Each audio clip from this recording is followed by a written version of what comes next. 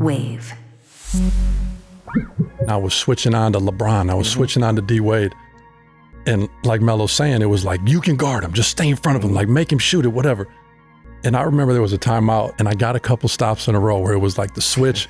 Where in the timeout, I said something like, no, I'm good. I'm locking him up. That's right. And I remember Melo being like, hey, like, no, we got to make sure we, like, you've done a good job. Yeah. Like, remember when I told you this a few games ago? I need you. But he had me, really confident in myself.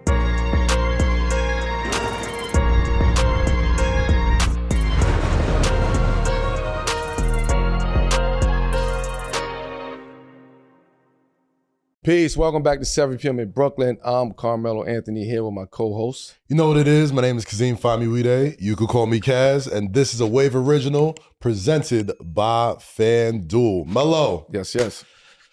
Do the honors? Do the honors. Right. Great guest we got today. Good brother. That's going to shock y'all right here. Yeah. Our guest today went from a sharpshooter out of Wisconsin to one of the most beloved Knicks of his era.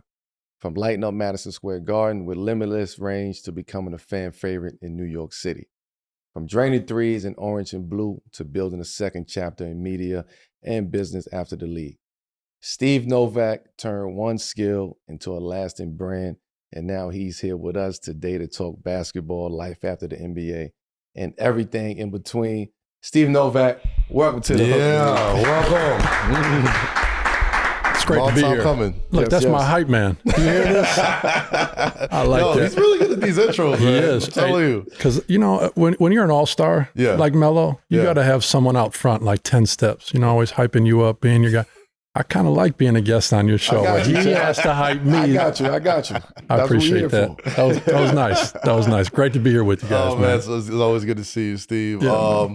We always start the show with a thing we call the connect, right? And usually it's a little awkward because it's people from different worlds, you know what I'm saying, connecting. But this seems pretty cut and dry here, you know what I mean? Fans of the Nickstape era, the New York Knicks. What was your first interaction with Carmelo when you first met?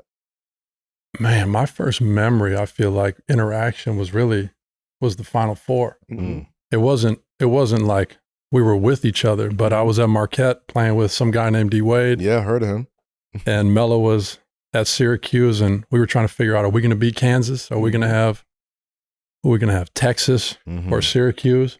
Y'all said Texas. I know y'all did. We were we got Texas. Texas was live that year, man. What they had? TJ Ford? Yeah. What was that? It was picked to win it that year. Yeah, but we got a little ahead of ourselves, and we didn't beat Kansas. You don't need to look back at the stats of that game. Just you can take my word for it.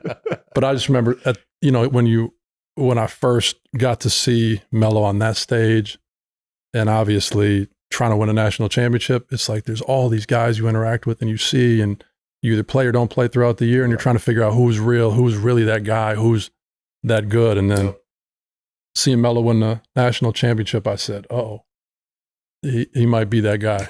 And obviously that's long before we were ever teammates. But that was my first memory of being close to Melo and seeing what he was all about and what he could do. Yeah. And then the years later, you end up teammates on the New York Knicks. How did you were already there, you know what I'm saying? Novak came in. What was your thoughts when y'all brought Steve in and Steve started getting playing time and becoming a fan favorite?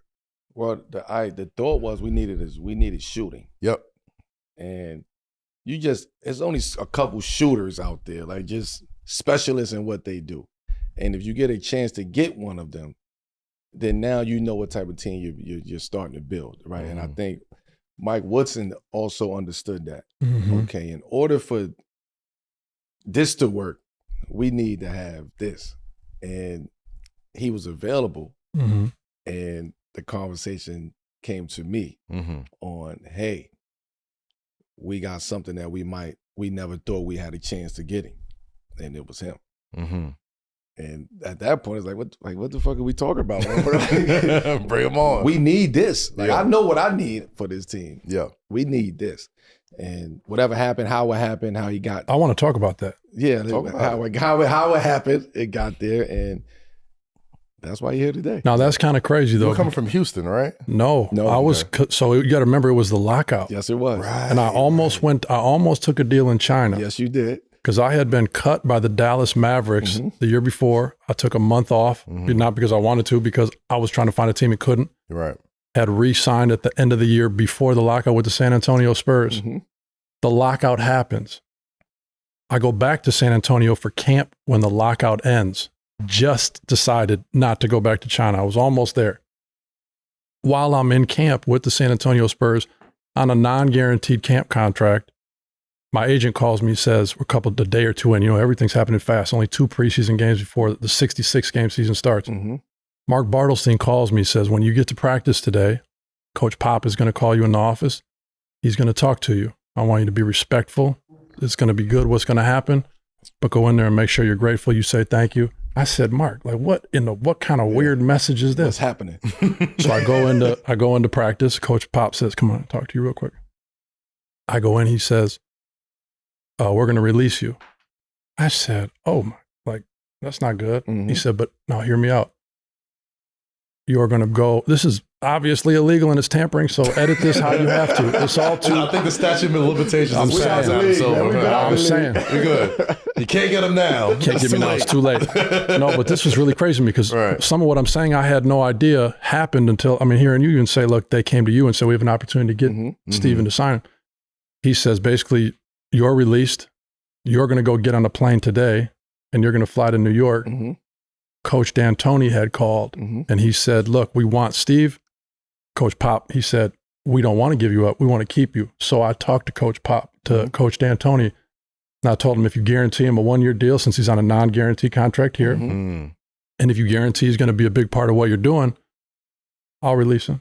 Wow. And then I had to go through waivers. Had Mark Bartelstein had to call the team, say, leave him. Get to the New York Knicks. And I find all this out while I'm living in Milwaukee. Coach Budenholzer is the assistant for the Spurs at that time. Absolutely. He was the Bucks coach when I had dinner with him like 5 years ago. He's saying, do you know how this all really happened? I said, no. Wow. He said, Coach Pop released you because he made Coach D'Antoni agree if he took you, it was going to be a 1-year deal. He was going to be a big part of the team. And the rest was history. But I think back to Coach Pop and the legend that he is. And if it wasn't for him saying, and he said this when he pulled me in the office, this is going to be better for you and it's going to be better for your family. He said, trust me, we want you. We pulled you out of the G League for a reason. We have you back in camp for a reason. We got Matt Bonner here. We got Timmy Duncan. We got Manu. We got Tony Parker. We got a squad. We believe in you. This is better for you. Yeah. Wow. And I went to at that time, I didn't realize all that. And so hearing you say, they came to you and they said, it was, so Mike D'Antoni, right? Because of the style of play we was trying. Well, his style of play was 7 scoring seconds 7 seconds or less. Right? So we knew we needed to shoot the ball more. He wanted more threes. He wanted to play faster. He wanted somebody that's when I'm double teamed to get, like he wanted that. And we knew we needed a real shooter at this point in time. So when the deal happened, that ain't when the conversation started. You get what I'm saying? So it was already, as players, it was already like rumblings of like who would be available around the league. Yeah. And his name was one of the names that kept coming up. Man, Steve might be available. Steve might be available. And I'm like, yo, now you put the watch on. Listen, if Steve becomes available, make sure you go grab that motherfucker. Right. And I didn't know that part of the story. Yeah. Right. That's crazy. So it's interesting to get both of these perspectives right now. Wow. Where we at this point in time in our life and career. And it's one thing for me too. Like I look back, I've looked at some of my career statistics, and like playing with a guy like Melo was so important because my first year with the Knicks, this is a real stat. 93% of my made field goal attempts were assisted. My second year with the Knicks, 95% of my made field goal attempts were assisted. And so people would say to me sometimes, like, what is it like playing with Melo? Like, oh, he likes to keep the ball in his hands and he likes to shoot and he likes to post, he likes the mid-range, he likes to shoot. I said, that's exactly what's a dream come true for me. I had a year with the Oklahoma City Thunder where I had 100% of my made field goals were assisted. A couple years later, I said, I want someone else to have the ball. I need a superstar, someone who has the gravity to it's the best shot on that possession if Melo has it in the post, and it's the best shot if he has it in mid-range, and the best shot from three. But when the defense says we're going to put two guys, our best two defenders, a double team, on Melo, I was in the corner and I was ready. Yeah. And I just love the fact that Melo was like, and I see you. A lot of these possessions are mine, and they should be. And I was just thrilled to be in the corner space and moving how I had to. And he was a guy who always was a willing passer and always found me. And so he was part of the 93 and the 95% assisted. That's a crazy stat, man. Oh, that's crazy. Melo, I don't know if you realize this, but I don't know if you remember it or not, but Steve actually secured your second triple-double of your career. You know what I'm saying? Like it was a game against Boston. Corner and three. Steve was ready, not corner three, obviously. He was ready to celebrate. Told you I was in the but corner. you had to tell him to relax a little bit. And we got the clip right here. You know what I'm saying? Let's hit that I just real wanted to quick. beat Boston so bad, man. Yeah. I remember That was this. a big shot. Yes. Double check. Hold up. Hey. Look, okay, man. He was loading it up. No, was the double check here yet? Were we ready? Oh, I think it was. Yeah. But I think what you see in that clip is, like, I hadn't proved myself before this year. I had been with Houston for 2 years. I was in and out of the G League. I was playing for Van Gundy. I played for Adeline. My third year, I was with the Clippers, fourth year. Then I got cut. Now I'm here. So, like, when I tell you Melo was a huge part of my success, there had to be someone who had the best defender on him. There had to be someone who demanded the double team. And then there had to be someone who could still score when that was happening. Yeah. And so I was open because of Melo. And I just think it's this crazy dynamic where I feel like throughout your career, you always need great teammates. Yeah. You need guys, like you needed guys to be better and to be better. But then you become Melo. Like you're in Denver, you're in New York. And now it's crazy. Like now I need Melo. You know, it's like you think you needed for so long guys to help you become the superstar and to look for you. I needed Melo in order to be good. And so like the responsibility of a guy like the superstars I play with, like the Giannis's, the Melos, the KDs, the Dirks, the Timmy Duncans, I just don't think people understand like that shift that happens where the weight that you had every game, and I think about at the Garden in New York, as a New York Knick, where you wanted to be, you said this is where you wanted to be. I don't think people understand like you were responsible for me. You were responsible for Landry Fields. You were responsible for Jared Jeffries, and there's not a lot of people that can carry that weight. Yeah. And so for me, you know, it was like, I recognized it. Appreciate that. I was always grateful. And I just don't think, you know, people understand on a daily basis still how necessary it is for every person you pass to touch, to see, to talk, to have an impact. Because we get to see that up close when we're teammates with guys like you. And we put the work in. Yeah. Right. I think at that shot, that moment, it was a moment where it's like he's thrown in the fire. Like this is crunch time. Boston, New York, Garden, like TNT game. Yeah. Look. Right? Like, hold on.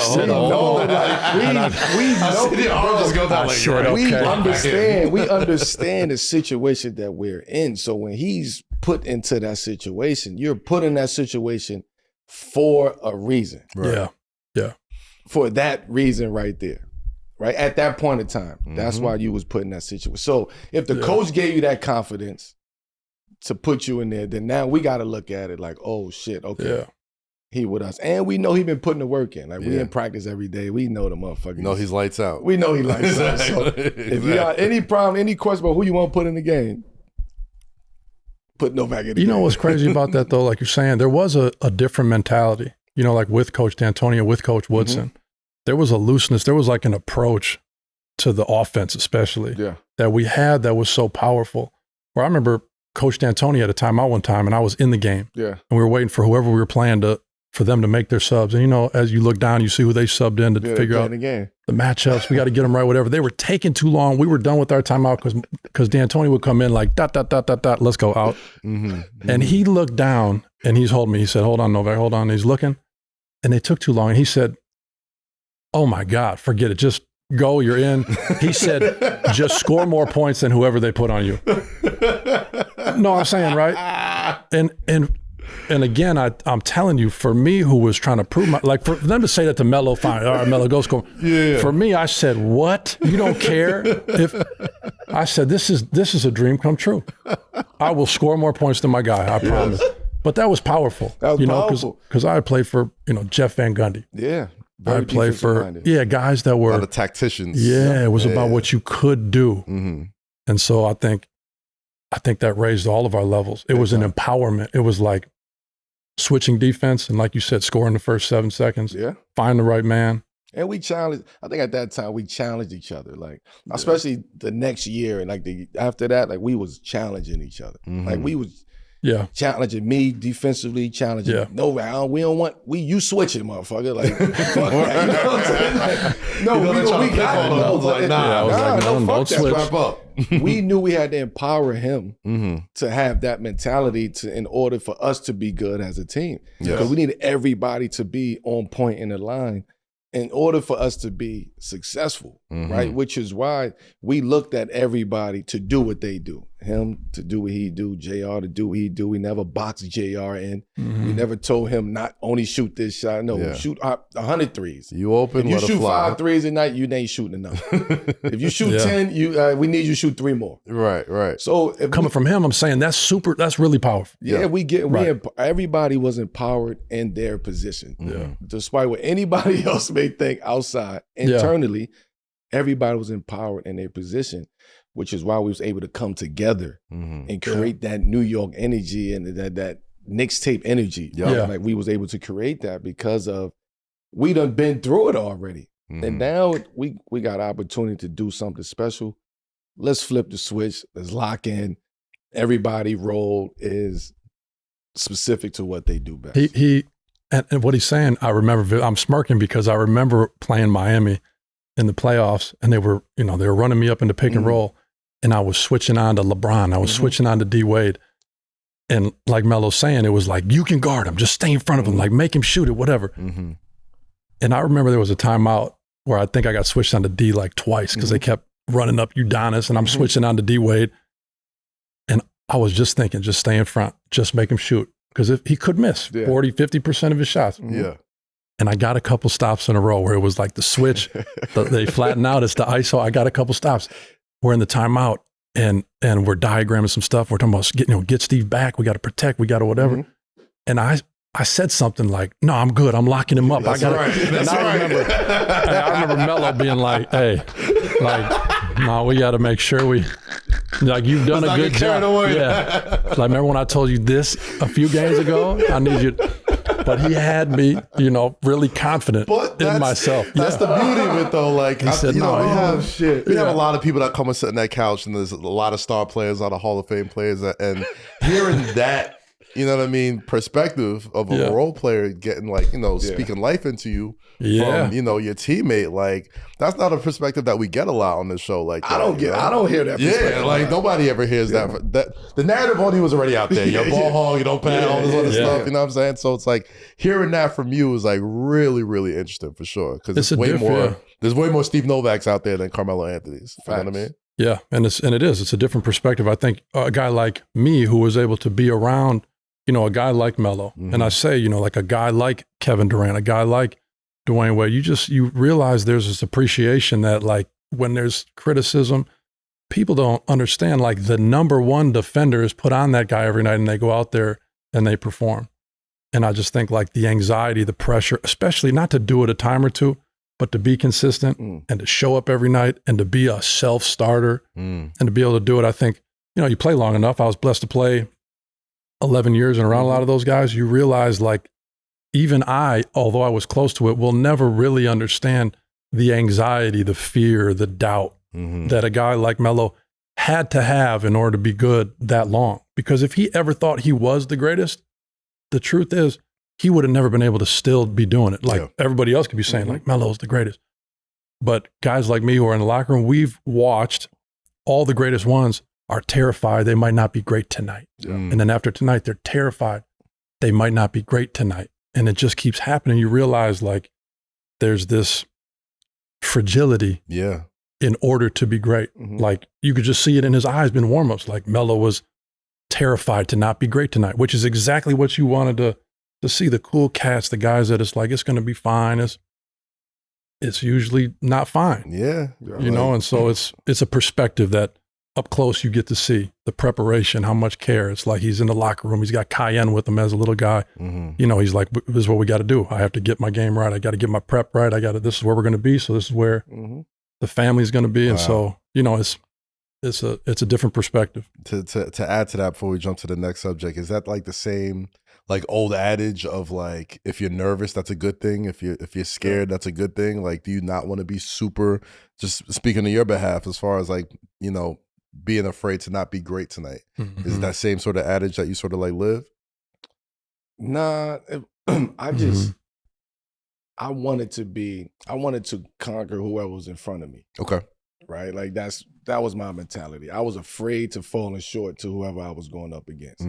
And I knew that if I didn't fail, then I was going to be great, because this is a great player. So if I won this battle tonight, then I was great tonight. Right? Like, and even if I wasn't great in scoring, I had a great game because I conquered this matchup tonight. So I always approached every single game like that. And the bigger the star was, the it's almost like the crazier you get, like internally, because you trying to dissect this guy, you trying to figure out this guy's tendencies, and no matter how many times you playing him, you know he's trying to figure you out. He's doing the same thing to you, yeah. If he's thinking that way, I'm not gonna say everybody have that approach to the game, but I know for me, going up against those guys, you had to strategize. So I know I had to show up for my guys, but also had to show up as an individual too. That's a lot of balancing that you have to navigate quickly. Because we might play yesterday and I got to probably go up against somebody to the next day, and I got to be prepared for that. I got to quickly shut this off to get to this. And to balance that, that's a lot of weight.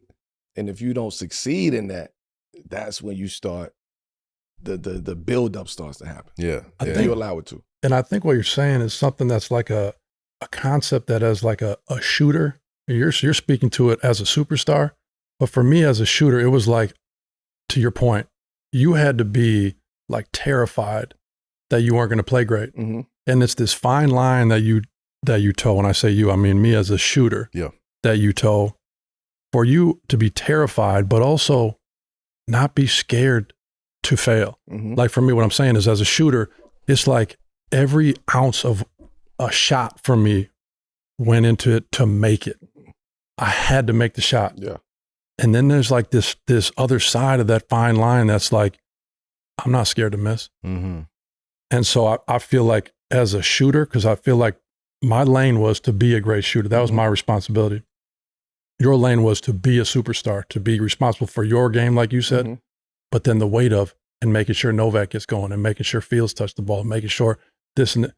And so I just think there's this wild dynamic of, that's so powerful when you're not scared to miss. Yeah. Like you're not scared. Because for me, it was an epiphany when I was in college that I realized I was so scared if I didn't come out and make my first 2 shots. Like, man, I got to make my first couple shots, otherwise I'm not going to get going. And when I finally had the epiphany that I was like, you know what, I hope I miss these shots. Meaning, these are my shots. Yeah. Like, I'm going to make or miss it, but I'm going to tell you I'm going to take it. Like for you as a superstar, like this is your game. If we play bad because you took 20 shots and you miss all 20 shots, it's your game. You've earned the right. You've put in the work. You've proven it through the body of work. And so I just, I think like you're saying it's just this dynamic of being terrified and also saying like, no, I'm not terrified. Yeah. Which I know is a sports psychology. And sum it up is comfortable being uncomfortable. Yeah. In so many words. Yeah. Yeah. You almost got to earn the right to not be afraid anymore. You know yeah, that's it. Earn the right. I think that's once it. You put that work in, you just kind of like, you learn to live with the results because you trust the work. There you go. Trust the work. There you go. Do you remember what Woody told you before the season about turning you into the best shooter in the NBA? Like, and everybody gets paid. You remember that conversation? I feel like he had said something like, "We're going to get you paid, Novak." So, I feel like that's the part. I'll give you context. Okay. When Mike Winston gets the job, the way Mike D'Antoni leaves, it just leaves us like just shocked. Mm-hmm. Shoot around, game, got to figure it out. Yeah. Mike Woodson gets the interim. He comes in a film session. Before we get to starting, he brings Dolan in there. Oh, wow. Right? Bring Dolan in. Dolan is just like, he just chilling. He just ready to back whatever Woody got to say. Now, what'd he say? If all of y'all buy in, I'm getting everybody paid. Yeah. Right? He said, I'm gonna make you the best shooter in the world, Novak. He said, if y'all buy into what I'm saying,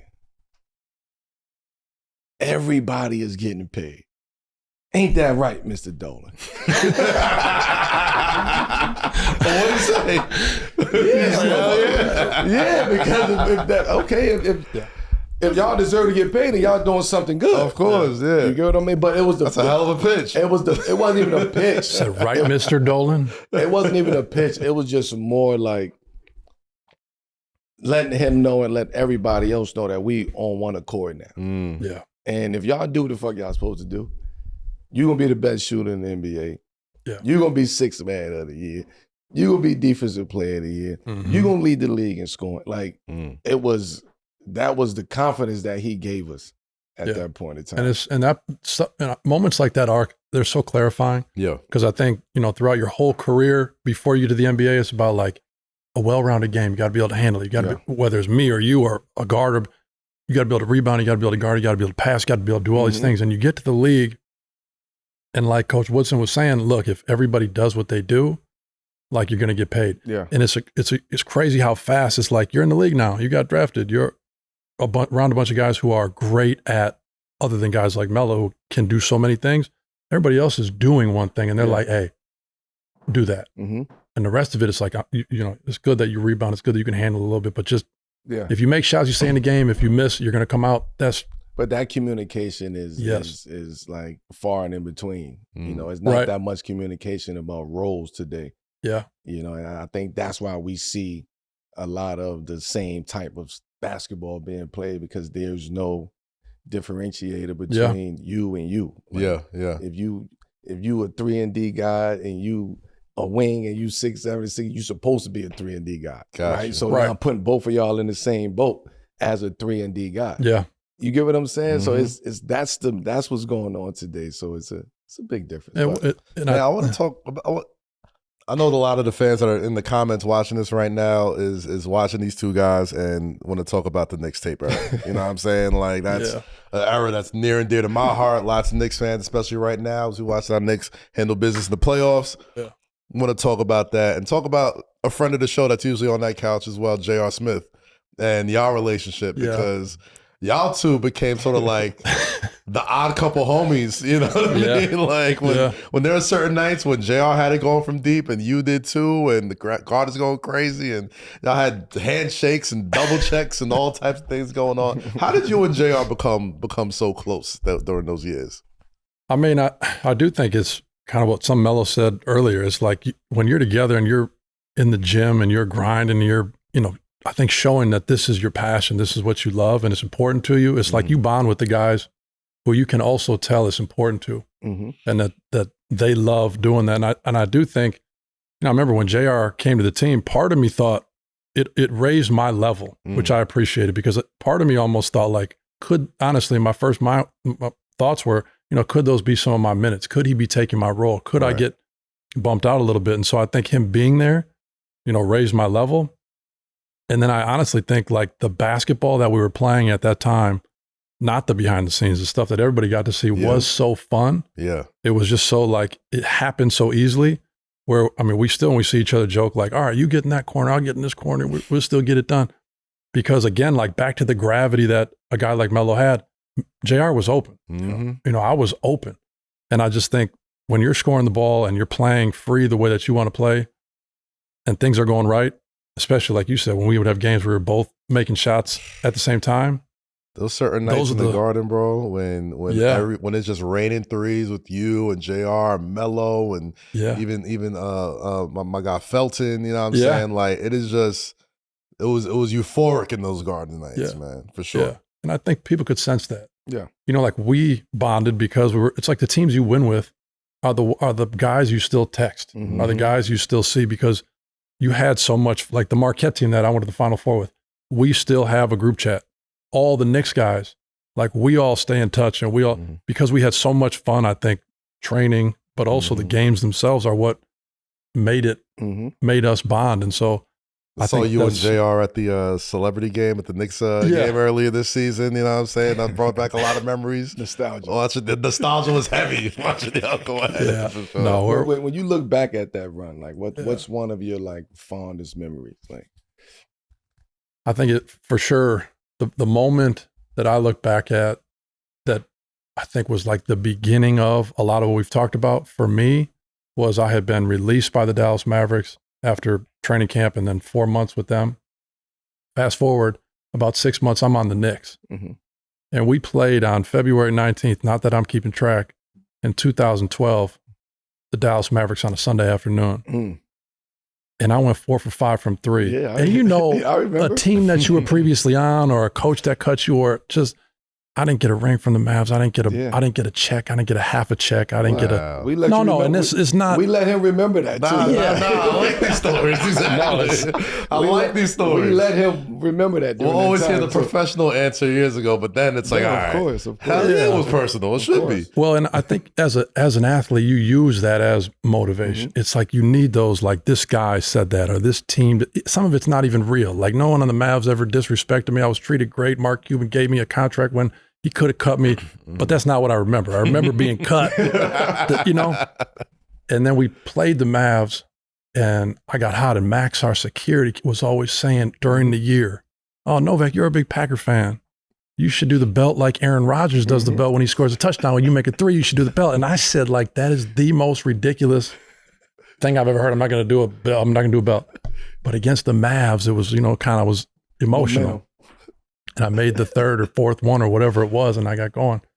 And the belt came out. Yeah, adrenaline was kicking. Adrenaline was kicking, and you know? And so I never thought I was going to do it. And I remember thinking, like, I don't know what that was, but, and then it obviously became a thing, but that was a moment for me where I thought, like, all right, this is fun. We're going. Did you learn fast how things take off in New York City? Like you do it one time, and it was like, it's a thing now. You know what I mean? I first learned when I signed here, and I feel like I was like kind of new to Twitter. Yeah.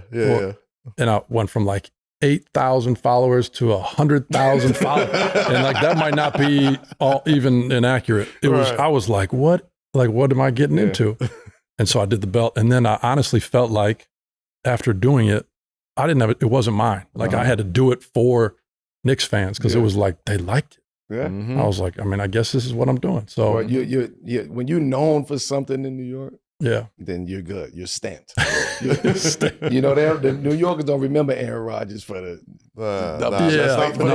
they know Novak up here. All 49 other states. It's Aaron Rodgers. In New York, it's Novak. It's Novak.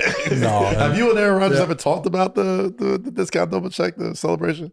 He tweeted, and while I was doing it, I feel like people were giving heat, like, oh, that's Aaron Rodgers. Like, you should. And I was like, no, it's a nod. Like, I'm a huge Packer. I was a Brett Favre fan. I'm a huge Aaron Rodgers fan. Like, this is my team. And then I think he might have got wind of it, and he tweeted like something like, I love that. You know, keep doing the belt. I'm loving it. Nice. And so, and then, that was pretty much it, though. It's fire, though, man. Yeah, it was good. It's still, you know what I mean? I love to see it. It's still personal. For sure. I'm a wrestling fan, so I'm like, champ right here. What was some of the craziest or wildest stories that summed up the Nickstape era, in your opinion? Yeah. Man, I'm trying to think of just some of the wildest. I mean, I feel like everybody had so much personality on that team. They did. Yeah. And we had some, I mean, it was, Linsanity happened, which was, if you told me, hey, look, your star is going to be hurt, Melo's going to be out 4 minutes, some guy named Jeremy Lin from Harvard who's been on 10-day contracts, whatever, is going to come in and get it rolling the way he did. I was working out with him pre-practice, doing our vitamin before practice. like if you said, dude, what do you think? You think he's going to cook Darren Williams? You think he's going to go off on Kobe? You think he's going to hit a game winner against Toronto? You think he's going to? I'd have said, like, come on, man. I mean, I work hard too. He works hard. I'm sure he's good, but no, it's probably. Right. And so, you know, those moments and that run was unbelievable. But I really think, like, when I think back to that era, to me, it's like the behind the scenes stuff and the relationships. And I mean, I even think, like, I saw, you weren't at the game the other night, one of the playoff games. Cayenne came into the suite and I saw him, and I had a moment where I thought, like, this is the same, he's going to be mad at hearing this. This is the same little kid. Yeah. We were in shoot around at practice. It was somewhere in the locker room getting treatment, and Cayenne's running around. You're going to remember this. We had a day off. And we came in. There you go. We were getting up shots. Yeah, that's what it was. You're right. And all of it, like, I'm in the treatment room, Melo's in the treatment room, and Cayenne comes running in, and he's like, Dad, I'm itchy. And Melo's like, man. He said, you're fine. He said, Dad, I'm really itchy, man. Yeah. Like, I don't know what's wrong. He was like, what? Like, I don't know, go do, scratch it or whatever. And then it got bad. He was like, he said, take your clothes off. So Cayenne took his clothes off. He's like, oh, I'm super itchy, Dad. And then Melo, all right, like, Dave, give me a second. I got to go take him in the shower. He took Cayenne in the shower, rinsed him off. He was like feeling a little better. We couldn't figure out what was wrong. What did we find out? That he fucking drunk one of the shakes. The he was hopped on creatine or something. No, listen, he pre-workout. He loved coming to the locker rooms after the game, for the game, getting the player shakes. Smoothies. Right? The smoothies. He loved it. Yeah. This was a day off shake. Right? Not everybody's in the practice facility. We get treatment. We in there. Some people get shots. He running around. He grabs one of the shakes. One of the shakes got like. It's a pre-workout. Gets you going. You start to sweat. You're a little itchy. You're ready to go on the court. Yes. How old was he at this time? Oh, he was little. 6, 7. Like, probably around that age. Enough to say, like, take your clothes off. Dad, I'm itching. Yeah. And I'm like, what you do? He was like, I don't know. I said, is it the clothes? Did we wash your clothes away? Yeah. He's like, no, Dad. He said, I think it's something I drank. So I said, what you drank? He said, I had one of them shakes. So I said, what shake you had? Because it's 2 shakes. It's one with the shit and one not with the shit. So I said, which one you take? He said, that one. I said, shit. He said, what's wrong? I said, man, we get your ass to the shower. Put him in a cold shower, and Bard came out and was like, Melo, what shake he had? I said, man, he had the pre-workout. He said, oh, shit. I said, what's in there? And he told me what was in there. And I said, oh. It's going to be an hour. It's going to be about 2 hours. It's going to be about 2 hours. For 2 hours. For 2 hours. But then when you do the research on it, Bob was telling, he's like, but I said, when I take it, I feel the same way. Yeah. Right? When your blood get going, like you start to, you know what I mean? It's working. Mm-hmm. He's little. He felt it right away. He drank the whole fucking That was shit. breakfast. That was his breakfast. Red, scratching. Was fucked up for about 2 hours. And so to me, I just think about, like, no one gets to see Melo the dad. No one gets to see Cayenne run around the locker room on pre-workout drink. So, like, when I think back, like, Sandy was awesome. Like, the playoffs were awesome, beating Boston. But it's that stuff. You know, it's the behind the scenes. It's the going out. It's the seeing Melo as a dad and Cayenne drinking the pre-workout. And I fault Kyle. We didn't mean to blow you up like that. Hey, man, listen, man. The moral of the story, kids, don't drink everything you see. All right, if you ain't got no permission, or read the label. Right now, new FanDuel customers can bet $5 and get $150 in bonus bets if your first bet wins. That's right. Turn $5 into $150 in bonus bets just for getting started. And when every possession matters in the playoffs, FanDuel makes it easy to get closer to the action. From player props and your favorite stars to all the tools you'll need to back them up. FanDuel puts player research right at your fingertips so you can check stats, trends, and matchups all in one place and make your picks with confidence. It's everything you need all in one app. So don't miss your shot. Head to FanDuel.com/7PM to get started. FanDuel, play your game. 21 and over in select states for Kansas in affiliation with Kansas Star Casino. 18 and over in D.C., Kentucky, Wyoming. First online real money wager only. $5 first deposit required. Bonus issued as non-withdrawable bonus bets, which expires 7 days after receipt. Gambling problem? Call 1-800-GAMBLER, 1-800-MY-RESET. Call 1-888-789-7777. Visit ccpg.org/chat in Connecticut. Visit mdgamblinghelp.org in Maryland. Visit gamblinghelplinema.org. Call 800-327-5050 in Massachusetts. Call 1-877-8-HOPE-NY. Text HOPE-NY in New York. Or call 1-877-770-7867 in Louisiana. Support for today's episode comes from Square, the business platform that helps sellers become neighborhood favorites. Whether you're gearing up for a busy season or just trying to keep up with everyday demand, Square keeps your business running smoothly, from payments and POS to online orders, inventory, staff, and more. All in one place so you can focus on your customers, not your to-do list. Ready to grow or streamline how you run things? If you're running a restaurant, retail shop, pop-up, or even selling on the go, you know how important it is to have tools that just work. Square makes it simple to take payments anywhere, manage your team, track inventory in real time, and stay organized without juggling a bunch of different systems. After tape days, we usually grab pizza from a local spot here in Red Hook, and Square makes it seamless, easy checkout, no paper receipt, premium service, all right? Square offers simple, transparent pricing with flexible plans that grow with your business. No hidden fees, locked-in contracts, upcharges for premium cards, empty promises, or surprise costs. Square helps you run your business more smoothly, bringing payments, operations, and insights together in one place, so you're ready for whatever's next. Right now, though, listeners can get up to $200 off Square hardware when you sign up at square.com/go/7pm. That's SQUARE.com/go/7pm. Get started with Square and build a setup that works the way you do. The playoffs are heating up, and DoorDash has a way to keep fans in their bag the whole way through. Whether you're watching for the highlights or your favorite player, DoorDash makes it even more fun to be a fan this season. As somebody who always added new moves to his game, we all know players have their bags, but with DoorDash, fans have one too. NBA stress is real, and if you need some emotional therapy, just hit up DoorDash. They'll bring you anything from fries to a face mask. The real double OT is me fighting sleep and snacking because I'm reliving all the highlights. And not just about what happens on the court. If your favorite player hits the tunnel with some fresh sneakers, don't trip. You can shop fits and kicks right on DoorDash. Order on DoorDash to stay in your bag. Get snacks, drinks, and gear delivered, whatever gets you through the season. Show up in your bag every time. DoorDash has what you need to win the watch party. DoorDash in your bag all season long. All right, so great stories, obviously, from the Nickstape era, one of my favorite eras of Knicks basketball. Yeah. But, I hope nobody takes any offense to this. If things keep going the way they're going right now, might have a new looking up and up leaderboard. Yeah. You know what I'm saying? The Knicks completed the sweep of the Sixers just a few days ago, and now we wait for the Cleveland Cavaliers or the Detroit Pistons to take on the Knicks in the Eastern Conference Finals. Steve and the Melo, please follow it up because we haven't even talked about it yet. Is this the year the Knicks finally make it to the finals? I'm not going to be that guy.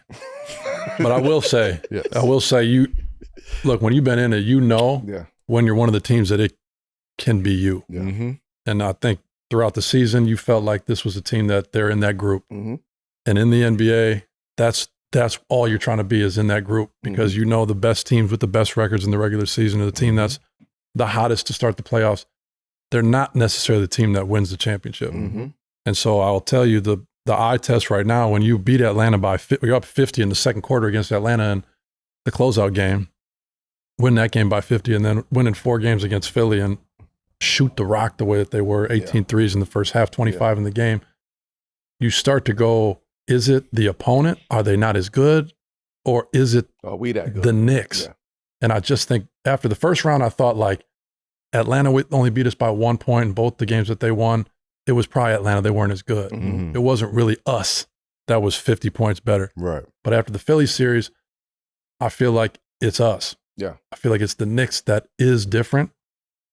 are different right now. And so the shot making and feel like the job the coaching staff has done with the schemes and some of the rotations, some of the stuff that's been talked negatively about throughout the year, the minutes and some of the rotations and different looks, it's coming together. It feels to me at the right time. And so I'll just say there's a chance. Yeah, no, it's definitely a chance. To me, they the hottest team. Yeah. Like they the most impressive team in these playoffs right now. When you can, I didn't think Atlanta was going to beat the Knicks, right? I just didn't think Atlanta was ready right now. Right. Very young. It's two different trajectories right now, right? You got one team that's still trying to figure out who they are, and you got one team who's thinking championship. That's two different areas on the totem pole. When you get to Philly, you start thinking, damn, okay, this is going to be a battle, right? They just swept Boston. Joel is healthy. Well, 3-1 Boston came, but didn't sweep them. Well, not swept, but I'm saying basically they got basically swept them. They basically got beat rid of Boston, them. But they beat Boston. Okay, Joel is back healthy. He's in a different bag. PG is playing out of his ass. Maxey has been beat. Like they have a real team, which was a team early in the season saying that's not the team the Knicks want to see in the postseason. That was the word. That was the word. It was like if they get healthy. Right. Yeah. So now the Knicks healthy. come and Philly catches the Knicks already battered, already dealt with whatever schemes in Atlanta, which was a chess match against Atlanta. When Snyder. With Snyder. Yeah, I mean, a chess match. Yeah. So you dealt with everything that you could possibly deal with. Now you get to Philly, battered Philly, tired Philly. That was their championship. Like getting rid of beating Boston, coming back down 3-1. They ain't have no more after that. Yeah. Now we get rid of them. So now you sitting back like, holy shit. The Knicks is coming together at the right fucking time. The right time. All the shit that people was talking about. And I kept telling y'all fans. Yes, you were. To you as the fan. I'm saying yo specifically. Maybe him, but he's a fan too. So you all fans. I had to take it for all of the Knicks When I nation. kept telling you, chill out, relax, stay mellow. You know, when I kept telling you that, like, fuck, you know how New York fans. He knows how New York fans are as a player. I understand that. Great. So there's no way y'all thought listen. there was smacking teams like. Listen, I'm about to get to it. So the point that this is what had me like, okay, if they get it right, they're gonna be good because the Knicks play OKC and OKC. Yep, and we did the game. I remember that game. And conversations with Cat. And Cat had a conversation at half court with T-Mac and Vince. I remember that. I remember. Yep. And out of that conversation came, we still trying to figure this out. Right? We trying to tell Cat how to play, what he should do, what to give him advice, and he's still trying to figure it out. This was 2 weeks, probably a week and a half, 2 weeks left in the season. Going into the playoffs. They figured this shit out. Right?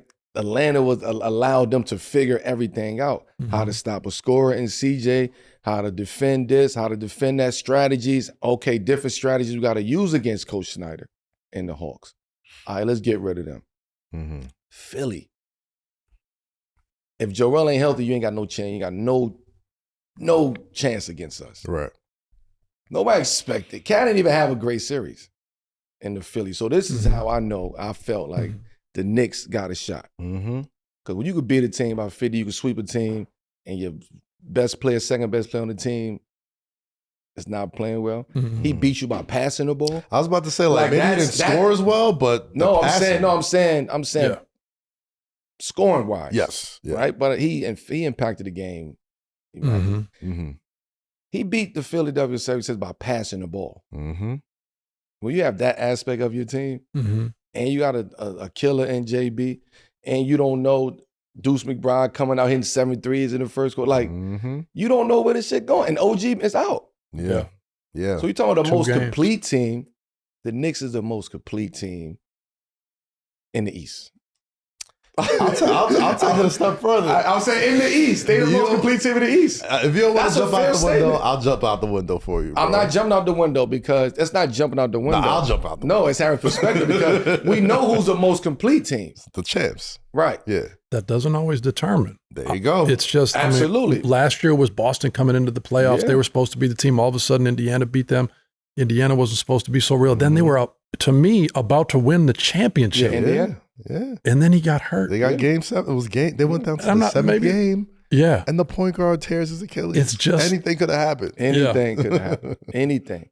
So now you got to go back and beat the champ. So you got to measure yourself up against the champ. Yeah. Right. But before you do that, you got one waiting for you. Yeah. Yes. I like the Knicks in the finals. I like the Knicks in the finals. I like the Knicks. Yeah. This is the year that I think the Knicks get to the finals.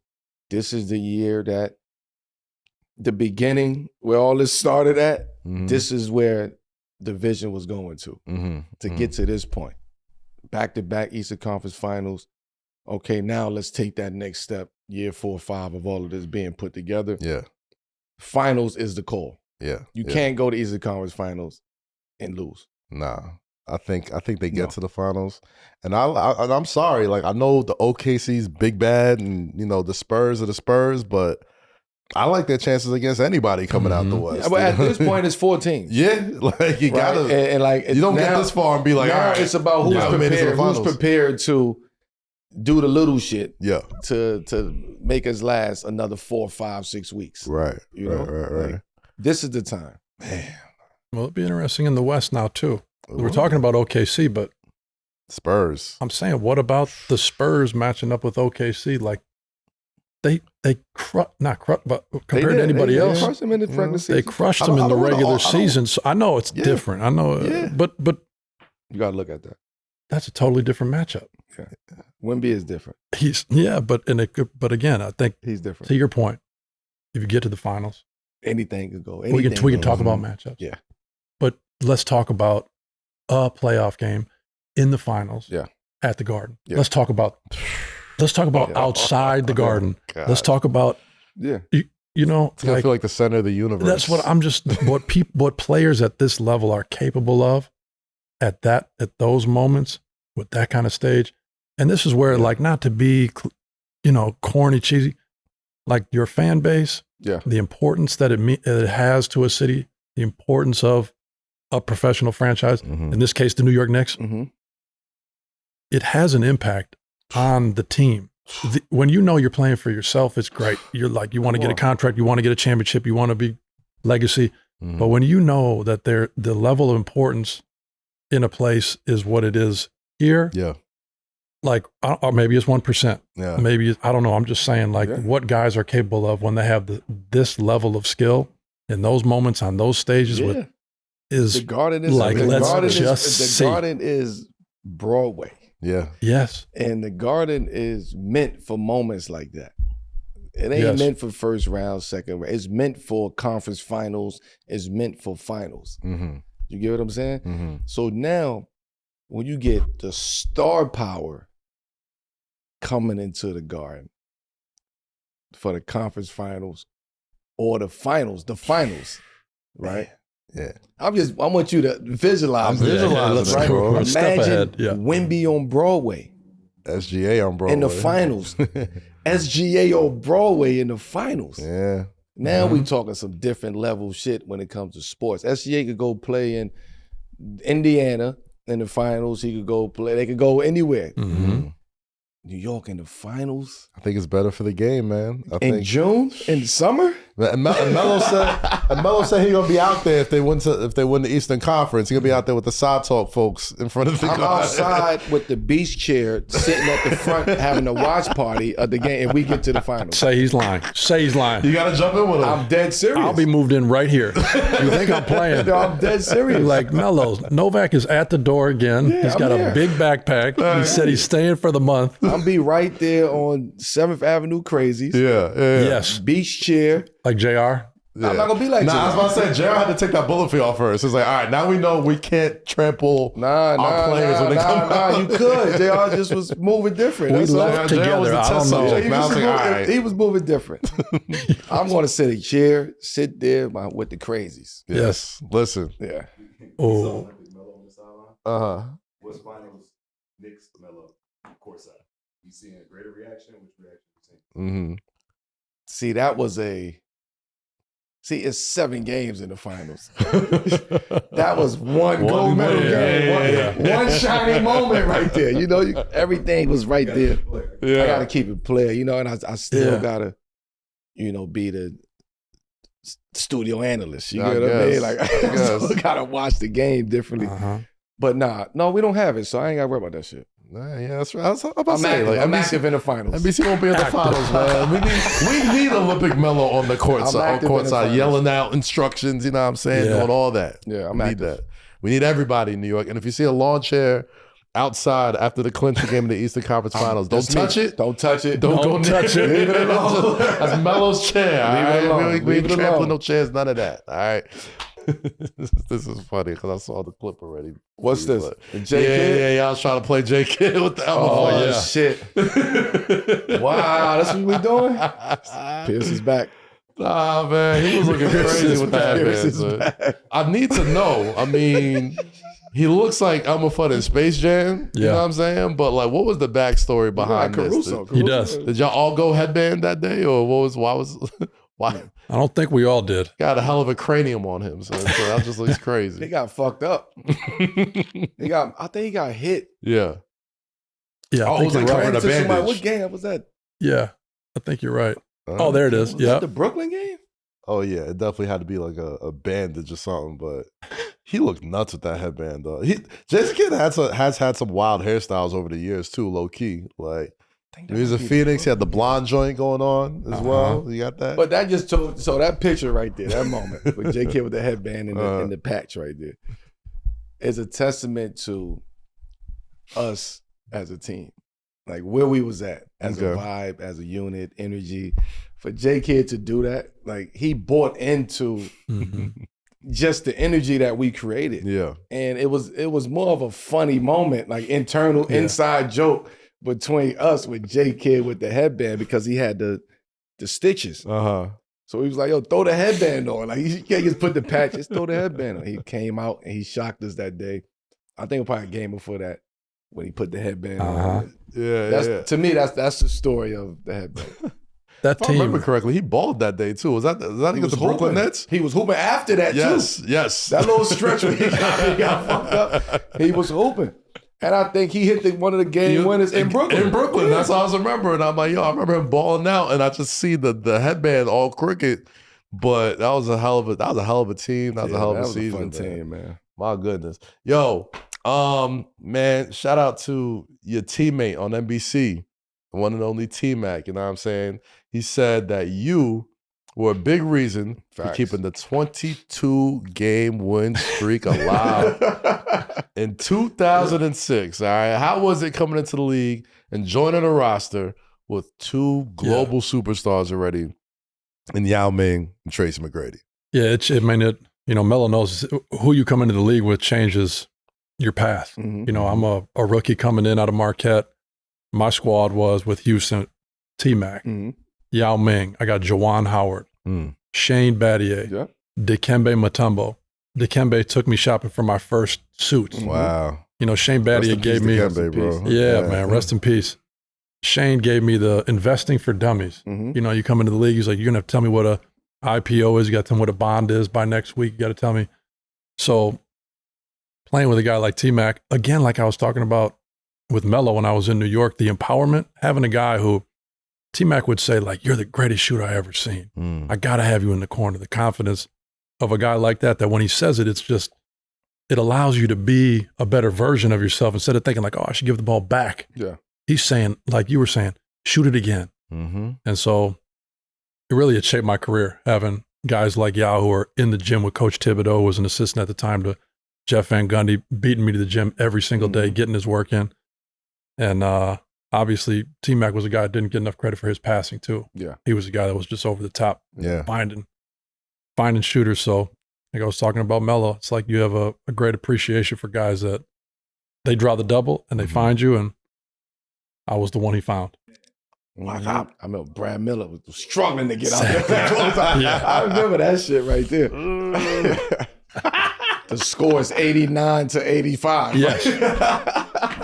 the final score. Right. Yeah, y'all was rocking. Shout out to the cousins, man. They was Big rocking. shout out to T Shout out to the Mac. cousins. Love y'all My podcast, guys, man. my guys right there. Word up, word up. How was? Tell me about that 22-game win streak, Yeah. man. Like how insane was it to be a part of something so historic like that? You know, in a lot of ways, when I look back, you know, it's like insanity. Yeah. You think about, you know, the first game Jeremy plays well, you were like, that was fun, Mm-hmm. but it's over. And then he had another good game. We won, and you're like, well, that was awesome, but that's over. And it just kept happening. And you were like, all right, well, after 10 games, you think, all right, this might really continue. It was similar with the 22-game win streak. I mean, I was in my second season. I was sent to the G League with Aaron Brooks for 8 games to the Rio Grande Valley Vipers. The D League. Yeah, The D League at the time. Yeah, we right. know. Wow. Yeah, he was in the D League, not the G League. You know what I'm saying? This shit was before. Yeah, and so, you know, it was like I was back up at that time, and that was the 8th game. So when he says kept the streak alive, like I didn't know it was no one knew it was a 22-game win streak. Obviously, if we lose that game, it's over. Yep. But we had All-Star break happen, I remember, and we were on the streak, and then we had to come back, and we still had to stay hot, and we still had to keep it going. But I remember after I hit that shot, I'm pumping my fist, and Chuck Hayes comes out and chest bumps me or whatever, and I'm saying all kind of foul-mouthed things. And I'll never forget, like, afterwards, Chuck was like, it ran the clip, and he's like, hey, Novak, like, what are you saying? What are you doing? When I tell you, like, when the belt came out against Dallas and there's that emotion, I was in the Rio Grande Valley, McAllen, Texas, for 8 games, which I didn't know how long it was going to be, but it ended up only being 8 games. I was finally back on the team. Adelman had the confidence to put me in. I made the shot, and you just act so you don't, you know what I'm saying? You act, I'm thinking like, I told you guys I should be in the game. I'm telling him I'm not going back. I'm not going back. So he's like, headed back down to Texas, man. What is McAllen. Right.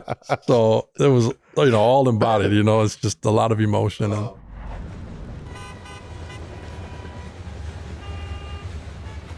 Novi, speaking of foul mouth things, it's time for you to join us on America's #1 segment. It's called Fuck With It or Fuck Out of Here. All right. So this is when, you know what I'm saying, we show some incredible videos online, whether it be viral or whatever, have to do with sports, and you just answer. If you're fucking with it, you like it, we're getting it the fuck out of here. You don't like it. All right. So, Steve, you play with Melo for a long time, and I'm sure you've heard him yell out his very famous "fuck out of here, I got it" line when grabbing a rebound. Right? I gotta ask you, were you ever on the receiving end of being told by Melo, "Get the fuck out of here, I got it"? you're like, I know where you learned that. Marcus Camby. Because Talk about it. he was all the rebounds were for Camby. Yes. MC23. I play with him with the Clippers, and I play with him here. So I already knew if the ball went up and you saw Camby, you just were like, because he would take the ball from your hands and he would say, like, your contracts aren't based on the rebounds, mine are. So he wanted 19 rebounds a game that you would just have to give it up. And I feel like your days together, you just were like, all right, you know what? I'm going to get these rebounds. I'm a 4. You thought you were a 4 man. It started in Denver. I knew it. All correct. With Camby. Camby. And honestly, this is how I felt in love. I fell in love with rebounding. Like, just I always felt good about grabbing a strong rebound, a one-handed rebound. You know what I mean? I thought rebounding was where you could shine. Like, all the great rebounders in the history of the basketball was big-time rebounders. Charles Barkley, rebound. He rebounded one leg up.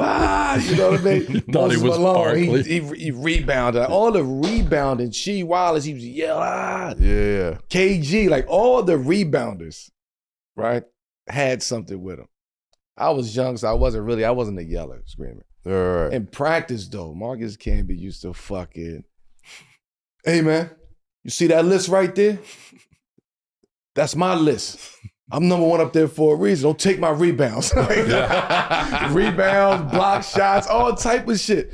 Yeah. Check the charts. That's all you just say, check the charts. So in the game, you might have a game like 3 rebounds. You know, as a small forward, you got to get 7, 9 rebounds. You got to get the free throw rebounds or loose ones. Yeah. He snatching the rebounds. If he don't get it, he knocking it away from Leave it. Really? Come on, leave it. Leave it. I got it. Come on, cuz. Yeah. I got it. So now I got him. I got Kenyon Martin. I got Chris Anderson. I got Nate, right? Because now his rebounds is down. That's true. Right? So now his numbers is on the rebound tip is down. And I know I got to go get 7 and 9 rebounds. Not enough. It's not go enough. around. Yo, can be 13, 15 rebounds, Yes. 18. And you like, oh shit, but okay, I understand it. So when I got to New York, I let it be known. He became Marcus It's in Camby. the air. Became Marcus Camby. Even- But the Olympics in 08, Okay. because I had Dwight. Okay. So Dwight used to fucking take the rebounds too. He tried to steal rebounds. And I used to just, I got it, man. Get the fuck out of here. I got it. But that was my way. Was Dwight the first person you told it to? It was somebody. I don't know who Okay. it was. And I think I was mad the first time I said it. You always sound mad when you said it. yeah. The first time I was It was a mad clip because I shot. think we was like getting out rebounded or some shit like that. Okay. And I was like, I got it, get the fuck out of here like that. And then it just became cool after that. You know what I mean? Like, oh, we just, I got it, fuck out of here. All right. And then guys would start laughing when they go for the rebound. And so it became something. Yeah. That was my way of making rebounding fun. Yeah. And them MSG Networks mics picked it up every single Yes. time. I used to do it in Olympics. I used to in practice. I always did it in practice. Well, there's those edits where it's a package of you doing every rebound like that. And I mean, like, I'm really laughing out loud. Like, I'm watching just. The moral of the story, kids, be relentless on the rebound. There you go. There you go. So fuck with it or fuck out of here, Novak. Cussing out your teammates to get a rebound. So I feel like I'm on MSG Network, so I can't really be out here just dropping F-bombs. Shit, I'm on NBC. He's on That's NBC. true.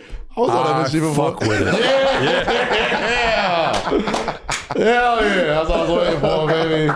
We got one. All right, yo, quick follow-up, man. We'll talk about veterans that help inspire y'all, right? Yeah. Like, inspired the fuck out of here rebounds. Maybe not, common knowledge to everybody out there, but 3 of the Dome came from Rasheed Wallace as well. Mhm. You know what I'm Big saying? Like any great Rasheed Wallace memories, call outs, being a teammate of his? Melo tells stories about the accountability chair in the middle of the locker room when things weren't going the way they were. As far as accountability, do you remember what that was like? Like putting that chair in the middle of the locker room and just getting the grievances out like that? Yeah. I mean, I think it's just when you have a locker room, like you're saying, that you can actually do that, where there's guys that are willing to sit in that chair. Mhm. A lot of places just like, I'm not like, I don't even care what y'all think. Yeah, I'm yeah. not even trying to hear that feedback. Everybody But, for themselves. Yeah. to Melo's point, it was like, I just remember my memories. And the reason I asked that question is I remember watching like Melo say, he had to be the guy. He had to have the pressure. He had to do all those different things.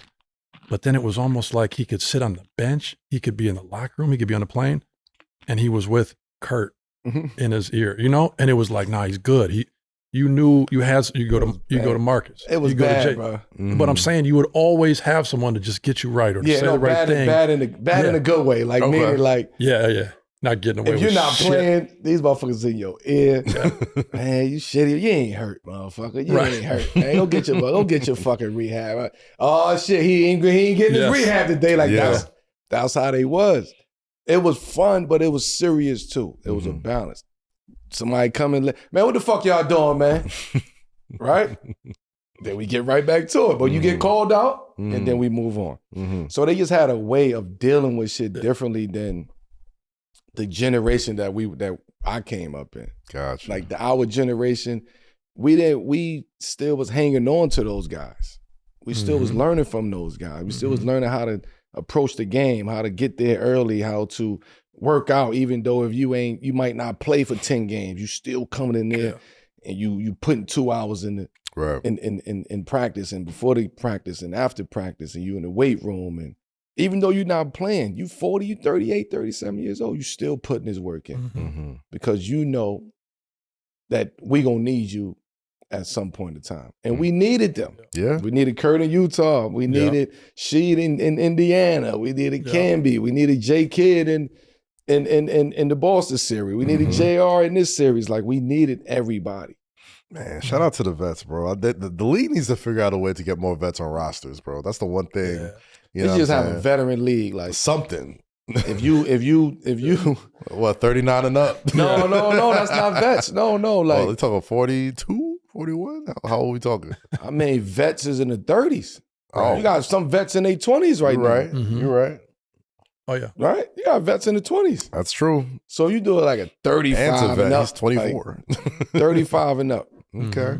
Okay. Vet league, 35 to 40. Vet league, NBA vet league. NBA Vet League, the senior series. That's what y'all should suit the get. It ain't 40 and over yet. It's just 35 to 40. Gotcha. Right. Okay. All The right. NBA vet league. And let the vets Set play. it up. We About should to do say. that. You know what I'm do that, saying? bro. We We should do that. can make it Who we, happen. who we calling out? Call Sarah V, man. Cut the check. Listen, fellas, we got to talk for a second about your hair. Because if you're under bright lights or if you got a scalp at all, you need to hear this, man. Listen, cameras catch everything now. Every bucket, every brick, and every dry patch too. And I'm not talking about a cold streak. I'm talking about dandruff, flakes, all that extra stuff falling out your hair when the HD camera zooms in. We see it, champ. Whether you're courtside, on TV in 4K, or just laid back on the couch watching the game, you gotta take care of your scalp. Not even your barber can hide flakes. And that all-in-one shampoo from the locker room, that ain't getting it done. CeraVe Anti-Dandruff Hydrating Shampoo keeps your scalp in shape with 3 essential ceramides, 72-hour hydration, and removes up to 100% of visible flakes after just one wash. Real simple, strong fundamentals. Greatness starts in the shower. It's time to level up your routine with CeraVe, the #1 dermatologist recommended skincare brand.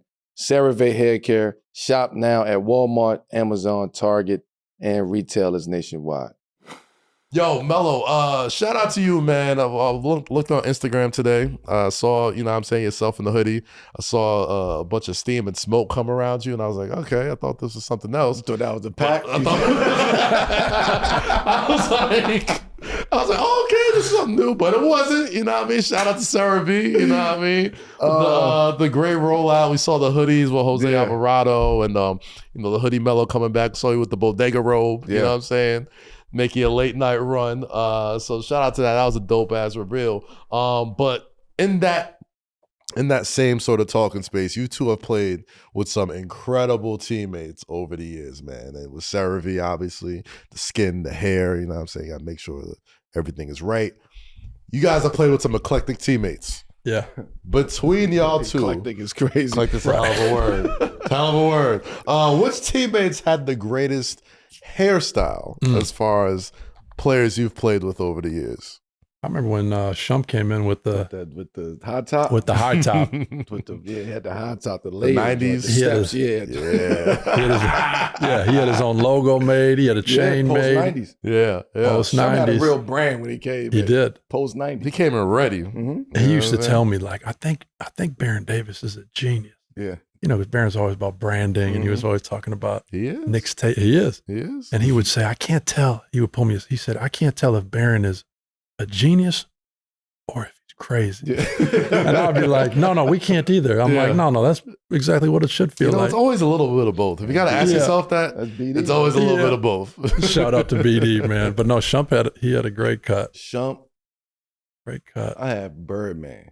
Birdman. Oh, I yeah. had Mohawk Birdman. Yeah. Yeah. You know, that motherfucker used to wash his hair about 6-7 times before the game. Mohawk, Spike Mohawk.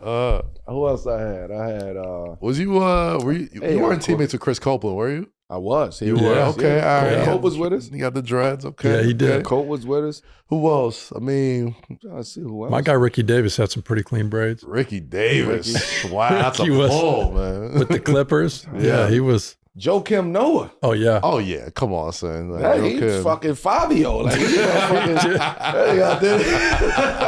Yeah. I might Joe look. Kim's got a head of hair My on him, guy, man. Yeah. Yeah, probably Joe Kim. Yeah. He definitely got the Lion King thing going with him. He man. could sell his shit. for sure. He got the Palomalu thing going Yeah, on. yeah, Where it's like, Oh, yo, Malu. Sarah Vay, that's who we need to go get. Let's reach out to Joe Matt Kim. Rosenberg, let's go get holla back at to me, Joe son. Kim Noah, man. It'll my man Joe Kim, bro. Sheed, what's going on? It's your favorite Knicks teammate ever, Steve Novak. Just want to say what up. And I got a question for you, knowing that you were a guy we were just talking about, how your old school mentality, the energy you brought to our roster when you were here. And I'm just curious some of your thoughts on this generation of NBA superstars and what it would be like for you to be on an NBA roster right now what would you be telling these guys? What kind of vet would you be? Shout out to you, Sheed. Miss you, brother. Love that. Awesome. Smoke something, motherfucker. Smoke something. All right, yo. Dylan Brooks pulled up to game 4 of the Western Conference semifinals. Very icy, you know what I'm saying? Shout out to you, Jula. But it was what people are calling a peak hater moment. You know what I'm saying? LeBron was sitting his free throw. You know what I'm saying? I think Amazon or NBC, whoever's broadcasting the game, must have got the right moment where he was just sitting there having a blast, laughing at his arch nemesis in his mind, LeBron James, as they were getting ready to go down 4-0 against the Oklahoma City Thunder. We got Bron at the line. Yeah, right there. Right there. Would you, if there was somebody in the league you was not messing with like that, would you fly all the way to their game to watch them get swept? If you knew it was a possibility? Is that your level of petty? I'm gonna give it a different perspective. Okay. What level of petty are you on right now? I'm gonna give it a professional perspective. Okay. And then I'm gonna give you my perspective. Okay. The professional perspective is, this ain't about Bron. This is my Canadian teammates. You know what I mean? My fellow countrymen. Mm-hmm. This is, I'm coming to see my guy. That's It GA. just so happened he's playing against a motherfucker that I don't like. Right? That's how I'm gonna look at it. Okay. Now, my perspective is fuck out of here. Because we got beef. Yeah. It obviously clearly is deeper than, I don't know, it's more than just on the court. If you showing up to the workplace and you trying to, you know what I mean? Like put this show on, then you disrespecting me now differently. Because it ain't about basketball no more. So I have to say something to you. And I'm swept. Swept. You get, so I have to approach you. I have to, because now you playing with me. You playing on my name. You playing with me. Like you trolling to a whole nother level. Yeah. Now I get why you say I'm here because I'm my teammate in Canada, but that ain't really why it's a double entendre. Because that's what he does, though. You there for your teammate, but you also there for the motherfucker that you don't like.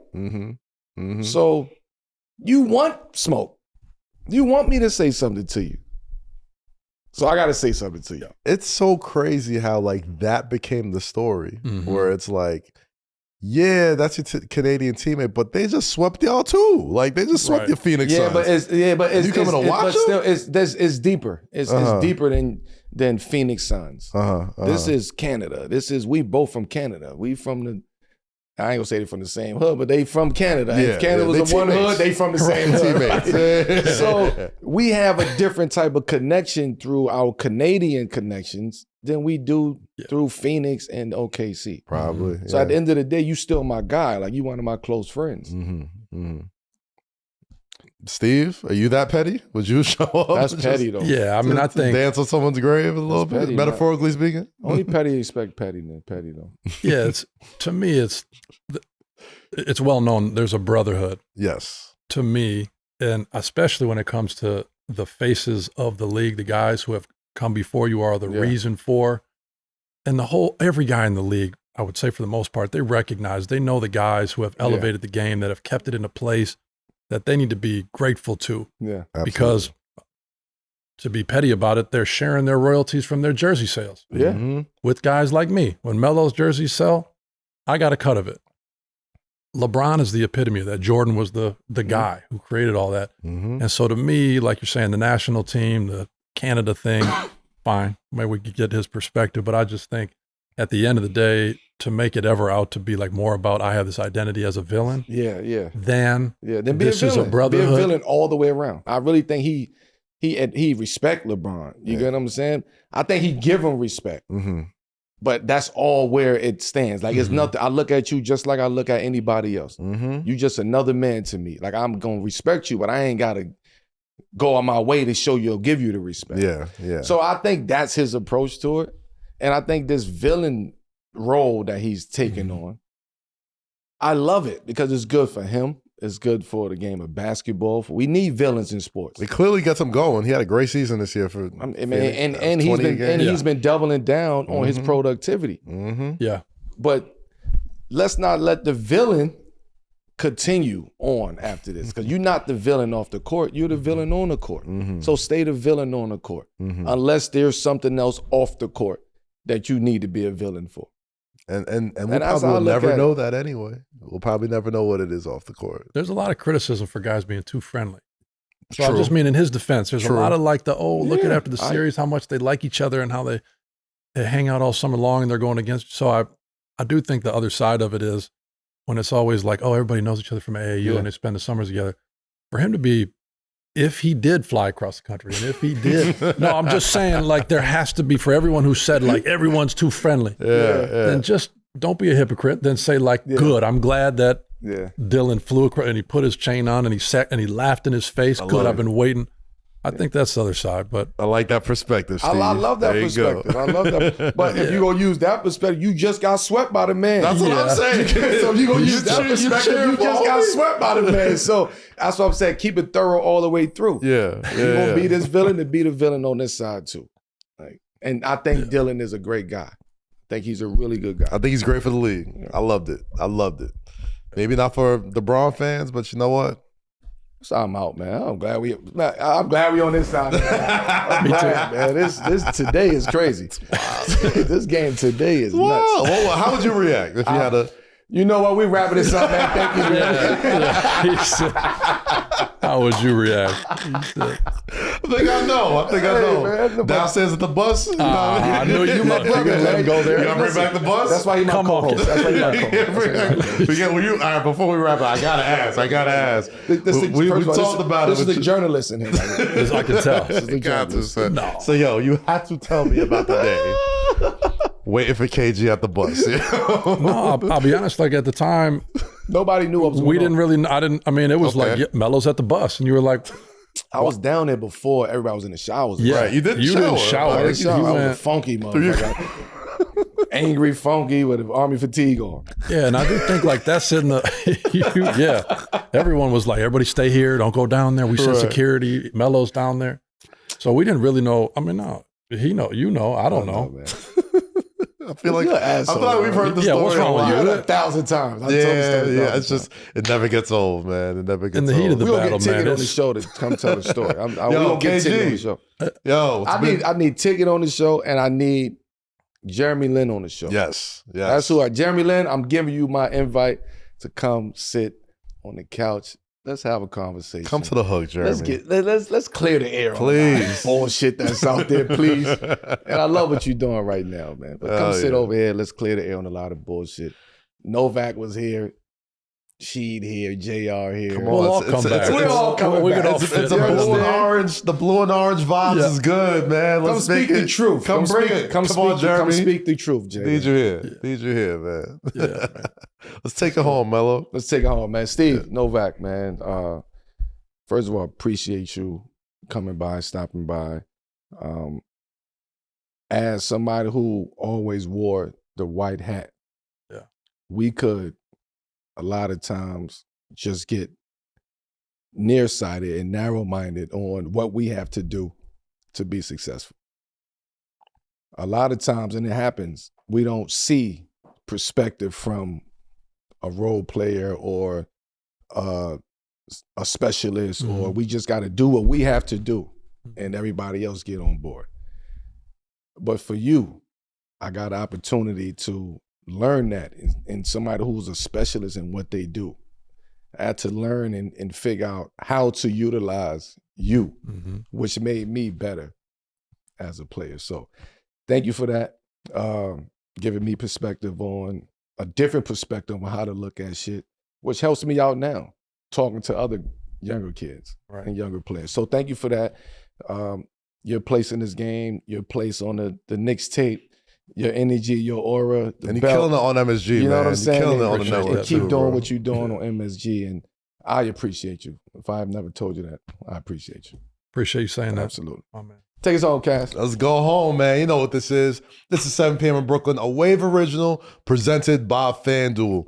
You love the show. You sat here long enough. Subscribe to our YouTube channel, the podcast channel. Leave a like, leave a rating, leave a review. 5 stars only. Only good things in those comments. You know what I'm saying? For the discount double check, my man Steve Novak. Oh, man. For the Hall of Famer Carmelo Anthony. My name is Kaz, and we'll catch y'all next time in the hook, people. Peace. Peace.